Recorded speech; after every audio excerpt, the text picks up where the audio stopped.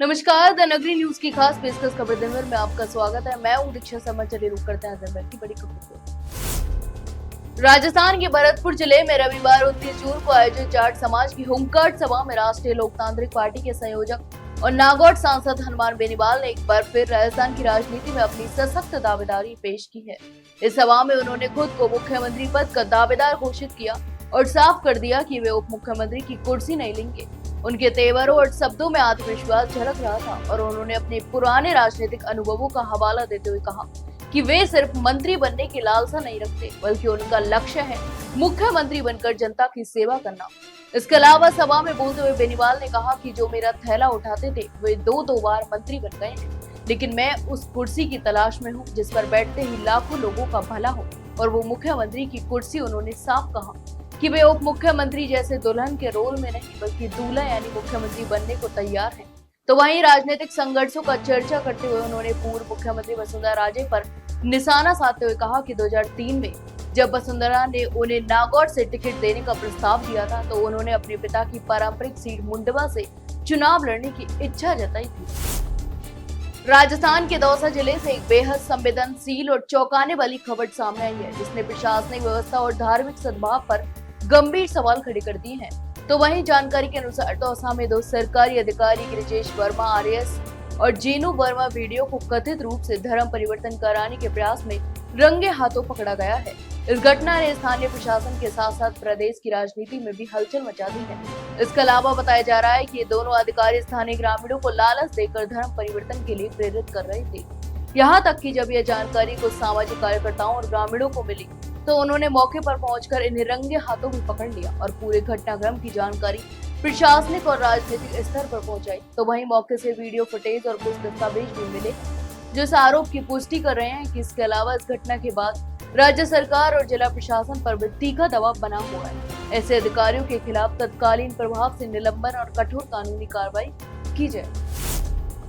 राजस्थान सरकार के मंत्री और भारतीय जनता पार्टी के वरिष्ठ नेता डॉक्टर करोड़ीलाल मीणा ने एक बार फिर अपनी बेबाकी से सियासी हलकों में हलचल मचा दी है। इसके अलावा उन्होंने अपने बयान में स्पष्ट शब्दों में कहा कि जनता ने मुझे जिताकर भेजा है और मैं सरकार में मंत्री हूं, इसलिए मुझे काम तो करना ही पड़ेगा। इसके साथ ही उन्होंने तंज कसते हुए कहा कि मेरे द्वारा किसान हित में किए जा रहे कार्यों से एयर कंडीशनर में बैठे नेताओं के पेट में दर्द क्यों उठ रहा है। इसके अलावा डॉक्टर मीणा का यह बयान उन नेताओं और अधिकारियों के लिए इशारा माना जा रहा है जो कथित रूप से फील्ड में जाकर जनता के बीच काम करने से बचते हैं, लेकिन दूसरों के प्रयासों पर उंगली उठाने से नहीं चूकते। तो वहीं उन्होंने कहा कि आज भी राजस्थान के दूर दराज में गाँव किसान, आदिवासी और वंचित वर्ग कई समस्याओं से जूझ रहे हैं। ऐसे में कोई मंत्री अगर जमीनी स्तर पर जाकर उनकी आवाज उठाता है तो उस पर सवाल भी खड़े करना राजनीतिक ईर्ष्या का प्रमाण है, न कि राष्ट्र सेवा का।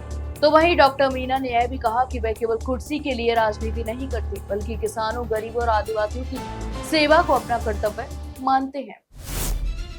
जयपुर दौरे पर आए उपराष्ट्रपति जगदीप धनखड़ ने पूर्व मुख्यमंत्री अशोक गहलोत के एक बयान पर तीखा पलटवार किया है और कहा कि अगर राज्य सरकार केंद्र के अनुरूप नहीं होती तो उस पर अनावश्यक दबाव के आरोप भी लगाए जाते हैं। इसके अलावा उन्होंने साफ शब्दों में कहा कि मैं न किसी पर दबाव डालता हूं और न ही किसी के दबाव में आता हूं। तो वहीं धनखड़ ने यह बात जयपुर में संविधान क्लब में आयोजित पूर्व विधायक संघ के कार्यक्रम में कही। इसके अलावा उन्होंने लोकसभा अध्यक्ष ओम बिरला का जिक्र करते हुए कहा कि राजस्थान का पानी पीने वाला व्यक्ति दबाव में आ ही नहीं सकता। इसके अलावा उन्होंने बताया कि बलराम जाखड़ भी राजस्थान लोकसभा अध्यक्ष बने थे और उन्होंने भी विपरीत परिस्थितियों में काम किया था। तो वहीं उपराष्ट्रपति ने यह भी कहा कि प्रतिपक्ष दुश्मन नहीं होता। तो वहीं लोकतंत्र में वाद विवाद और संवाद जरूरी है।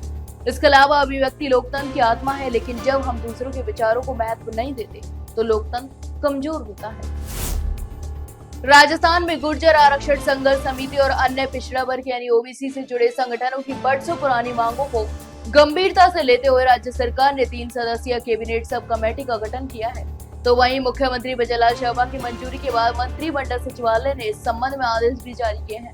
यह कमेटी इन वर्गों से संबंधित आरक्षण कल्याणकारी योजनाओं और लंबित मुद्दों पर विचार करेगी और सरकार को समाधान के सुझाव भी देगी। इसके अलावा इस कैबिनेट सब कमेटी की अध्यक्षता संसदीय कार्य मंत्री जोगाराम पटेल करेंगे, जबकि सामाजिक न्याय मंत्री अविनाश गहलोत और राज्य मंत्री जवाहर सिंह मेडम इसके सदस्य बनाए गए हैं।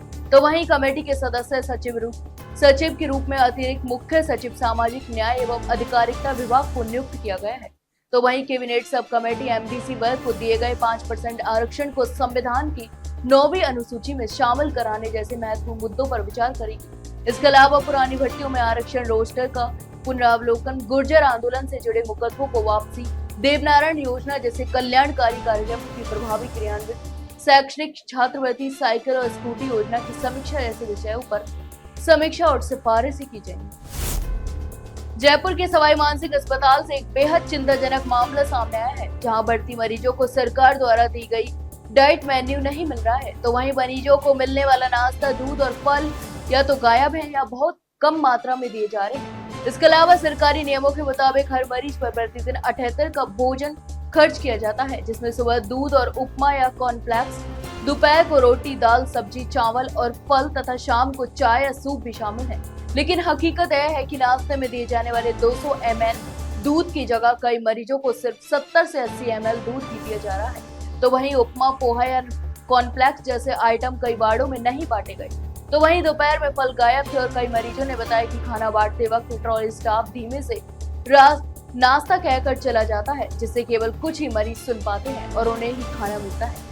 तो वहीं शाम के समय जब मरीजों को चाय या सूप मिलना चाहिए था, तब अस्पताल परिसर में भारी लोग पैसे लेकर चाय बेचते देखे गए हैं। तो वहीं मरीजों के परिजन मजबूरी में उनसे चाय खरीदते हुए नजर आ रहे हैं। यह पूरा मामला टेंडर पर दी गई निजी कंपनी और अस्पताल कर्मचारियों की मिलीभगत की आशंका को जन्म देता है।